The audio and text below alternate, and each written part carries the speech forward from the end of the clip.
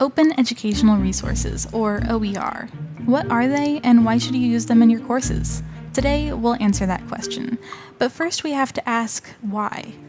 There's a problem in higher education today, the problem of high textbook costs. Students today are having a rough time affording all the costs of higher education, and textbooks are a big part of that.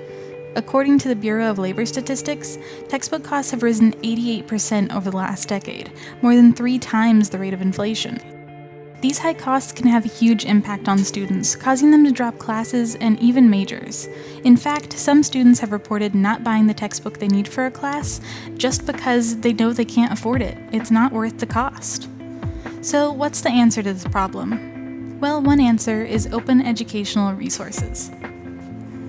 Open educational resources are educational materials like syllabi, workbooks, textbooks, and videos that are openly licensed and freely available to use and reuse online. The open licenses used for OER give users more freedom to work with the resources than copyright law usually allows. The most common open licenses for OER are Creative Commons licenses. These customizable licenses show users what they're allowed to do with your resource. Can they edit it, sell an adapted version of it, combine it with other materials? These licenses make the answers clear.